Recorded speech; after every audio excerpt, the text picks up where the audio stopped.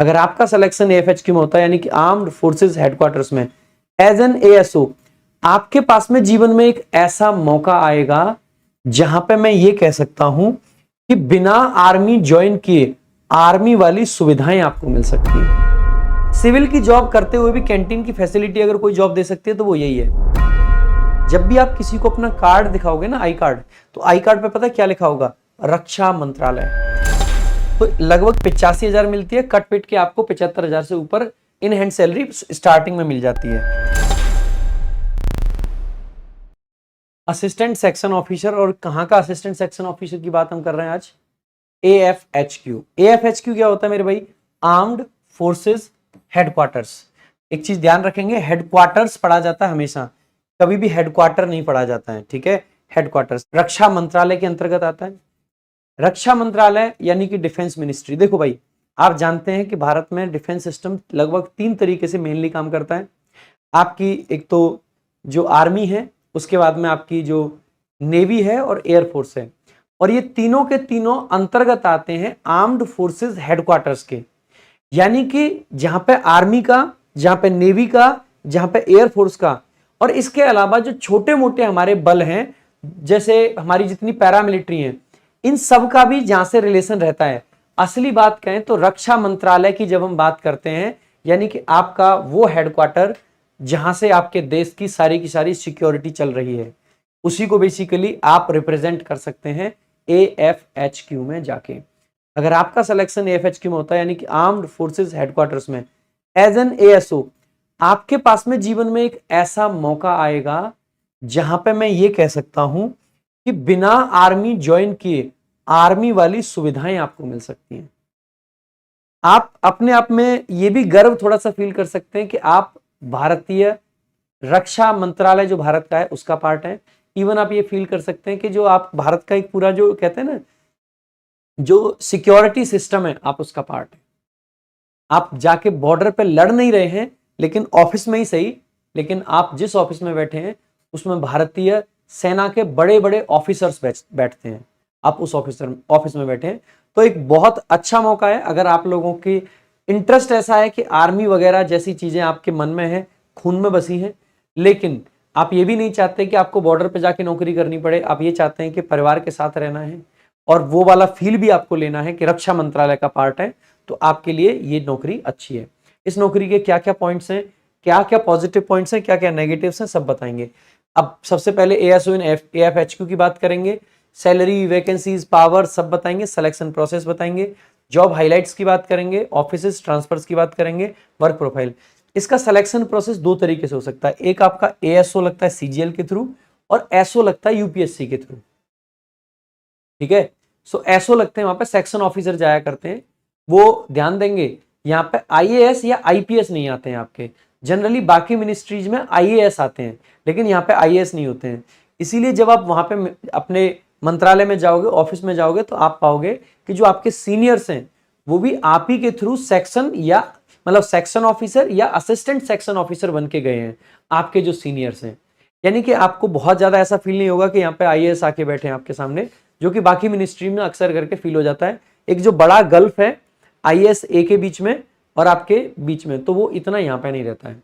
दूसरा, यहाँ पे आर्मी के बड़े बड़े ऑफिसर्स होते हैं, तो सिलेक्शन 2 तरीके से हो सकता है, एसएससी सीजीएल के थ्रू और यूपीएससी के थ्रू। जॉब हाइलाइट्स की बात करेंगे, ऑफिस ट्रांसफर्स, वर्क प्रोफाइल, इन सब की बात करेंगे।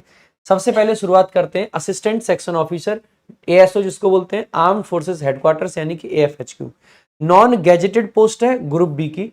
पे स्केल 4600 ही है, बेसिक पे 44,900 है।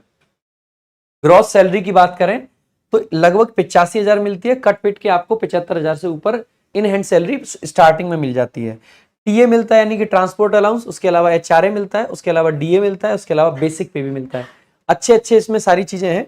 अगर हम बात करते हैं वैकेंसीज की, 2024 की वैकेंसीज अभी पूरे तरीके से क्लियर नहीं है, हालांकि हर साल इसकी जो वैकेंसीज हैं वो लगभग 50 के आसपास रहती हैं। अब की बार थोड़ी सी ज्यादा हो सकती है, 60, 70 या 100 तक जा सकती हैं।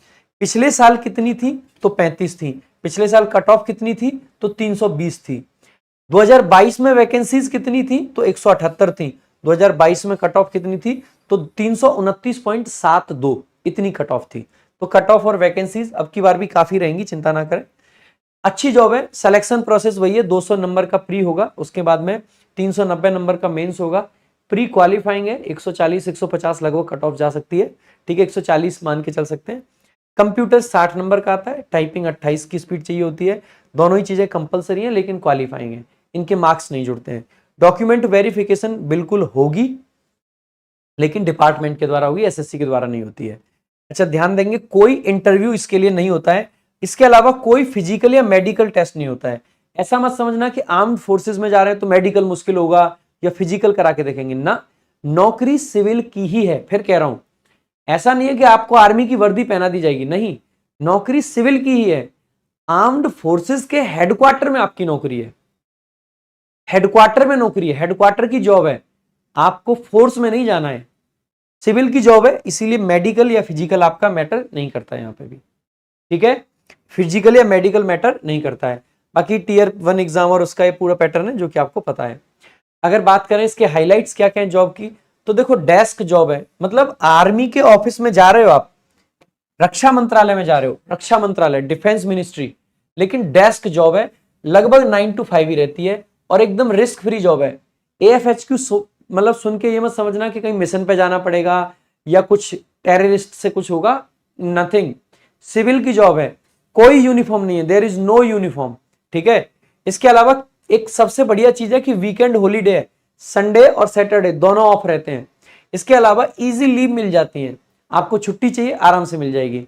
आपकी साल में 8 CL होती हैं, उसके अलावा मेडिकल होते हैं आपके 30 EL होती हैं, आपके हाफ पे लीव भी होती है 20, तो कई सारी छुट्टियां आपकी होती हैं। 2 RH होती हैं, RH रिस्ट्रिक्टेड हॉलीडे जिसको बोलते हैं।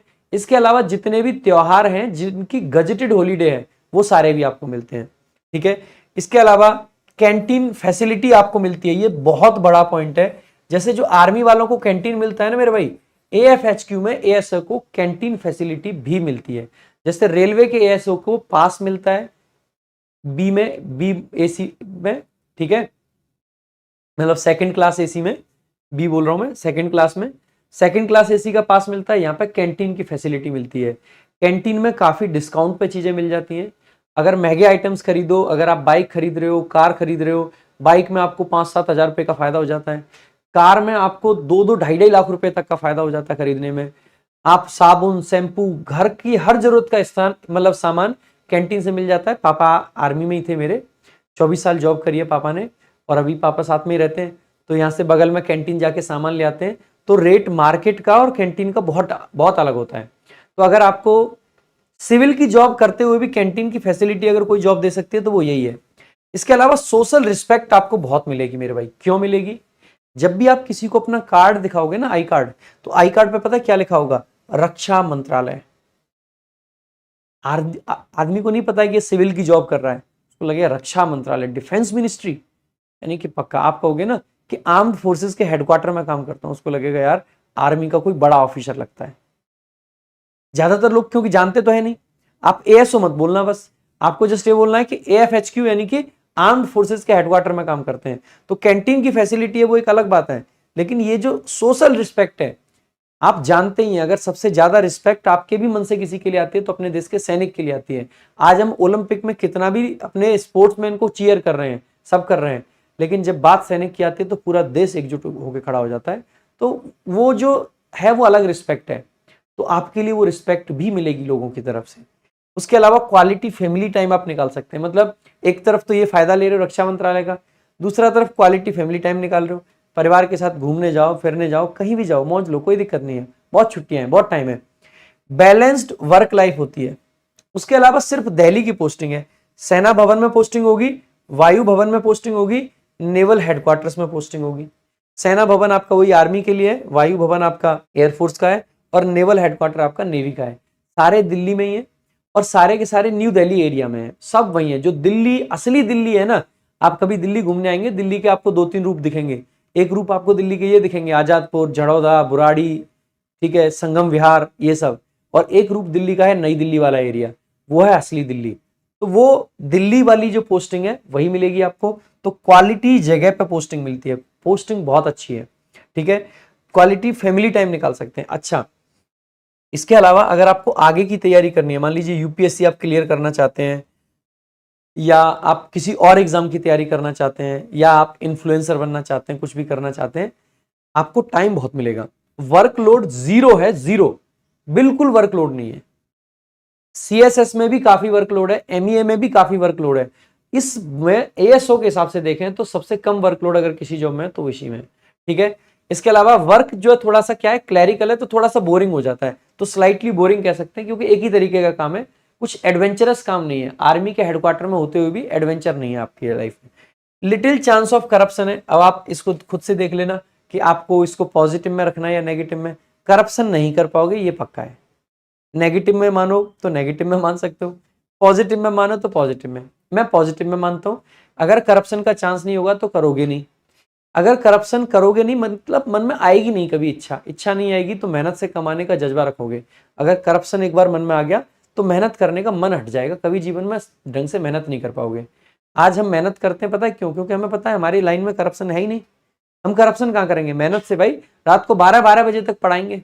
अगर 4 पैसे कमाना चाहते हैं तो मेहनत करेंगे, सीधी सी बात है, ठीक है। मोर एक्सपेंसेस थोड़े से आपके रहेंगे, क्योंकि आपको दिल्ली में रहना पड़ेगा। क्या इसकी दिल्ली के बाहर पोस्टिंग मिल सकती है? पॉसिबल है। छोटे छोटे कुछ हेडक्वार्टर्स बना रखे हैं, रीजनल हेडक्वार्टर्स जिनको बोल देते हैं, तो वहां पे भी पॉसिबल है, लेकिन वहां पे बहुत कम वैकेंसीज आती हैं और लोग ज्यादा जाना चाहते हैं। एक्चुअल में ऐसा होता है, क्योंकि हर किसी को अपने होम स्टेट भागना है, होम पोस्टिंग चाहिए। इसमें बहुत रेयर वैकेंसी आती है और लोग बहुत होते हैं, इसलिए भागना चाहते हैं। इस डिपार्टमेंट की ज्यादा स्ट्रेंथ भी नहीं है, 4-5 हजार लोग होंगे इसमें टोटल, ठीक है। आगे अगर हम बात करें वर्क प्रोफाइल कैसे क्या क्या काम होते हैं, तो वही रूटीन की noting, writing, drafting, submitting letters higher authorities के लिए, कंप्लीटिंग फाइल्स, क्रिएटिंग रिपोर्ट्स, यही सब काम है। Ensuring continuity in policies of defence ministry, यही सब काम है। काम कुछ अलग नहीं है, जो काम सीएसएस वाले कर रहे थे वही है। इसके अलावा आपके पर्क्स भी वही हैं जो बाकी गवर्नमेंट एम्प्लॉयज को मिलते हैं। सीईसी यानी कि चाइल्ड केयर एजुकेशनल, मतलब चाइल्ड का एजुकेशनल अलाउंस मिल जाता है आपको, ठीक है। इसके अलावा मेरे भाई एलटीसी, लीव ट्रेवल कंसेशन, जो साल में आपको मिलता रहता है घूमने फिरने का इंडिया में, ठीक है। मेडिकल फैसिलिटीज मिल जाती है, हॉस्टल सब्सिडीज अगर कहीं बाहर जाते हैं तो, ठीक है। उसके अलावा क्या सरकारी क्वार्टर मिलता है? तो मिल सकता है, सरकारी क्वार्टर भी मिल जाता है, कोई दिक्कत की बात नहीं है। अब तो दिल्ली में काफी सरकारी क्वार्टर नए भी बन गए, तो टाइम से अलॉट भी हो जाते हैं। पहले बड़ी दिक्कत थी, अलॉटमेंट होने में बहुत टाइम लगता था। बाकी पहले आप एएसओ बनोगे, लगभग आपको 8 साल के करीब काम करना है एएसओ के पद पे, फिर आप एसओ बन जाओगे। लगभग 8 साल फिर से लगेंगे, 8 क्या ज्यादा भी लग जाते हैं एसओ में। एसओ बनते ही आप गैजेटेड बन जाते हो, ये ध्यान रखना, ठीक है। और जैसे ही आप डिप्टी डायरेक्टर बनते हो तो आप ए ग्रेड में पहुंच जाते हो, बी से हट के, ठीक है। बाकी joint director, director, principal director, principal director इसकी टॉप पोस्ट होती है, ठीक है। सबसे बड़ी पोस्ट इसकी प्रिंसिपल डायरेक्टर है। आप में से काफी सारे लोग ज्वाइंट डायरेक्टर तक आसानी से पहुंच सकते हैं अगर आपकी टाइम से नौकरी लग जाती है, ठीक है। बाकी मेरे भाई फ्रीक्वेंटली आस्क्ड क्वेश्चंस भी हैं कुछ आपके, इनके भी बता देते हैं कि पोस्टिंग कहाँ और कैसे मिलती है। तो सिर्फ और सिर्फ दिल्ली में पोस्टिंग मिलती है, कोई मार्क और कुछ का उसका कोई लॉजिक नहीं है, सब दिल्ली में रहेंगे। कुछ बाहर की अगर आपको पोस्टिंग चाहिए, दिल्ली से बाहर की, तो उसके लिए आपको एएफएचक्यू में सबसे ज्यादा मार्क्स चाहिए होंगे, तब मिलेगी। बाकी क्या मेडिकल होता है? तो कोई मेडिकल नहीं है, कोई फिजिकल नहीं है, कुछ नहीं है। आपके चश्मा भी है तो भी जा सकते हैं, सिविल की जॉब है, कोई यूनिफॉर्म नहीं है। आगे हम बात करें, क्या सर कोई यूनिफॉर्म होती है? आर्मी की यूनिफॉर्म पहननी पड़ती है? तो द आंसर इज नो, कोई यूनिफॉर्म नहीं पहननी। वेपन मिलता है? द आंसर इज नो, कोई वेपन नहीं मिलता है, क्योंकि सिविल की जॉब है। अगेन क्या स्कोप है फर्दर स्टडीज का? बिल्कुल है, क्योंकि वर्कलोड आपका बहुत कम है, आप आगे की पढ़ाई कर सकते हैं, कोई दिक्कत नहीं है, ठीक है। बाकी मेरे भाई ये कुछ चीजें थी इसके बारे में। अगर आपका कोई भी क्वेश्चन इस पोस्ट से रिलेटेड है तो आप कमेंट करके पूछ सकते हैं, हम आपको कमेंट्स में आंसर कर देंगे, ठीक है। तो जो भी क्वेश्चन हो, कुछ भी हो, वो आपको कमेंट कर देना, हम कमेंट में आपको बता देंगे। बाकी बढ़ेंगे आगे।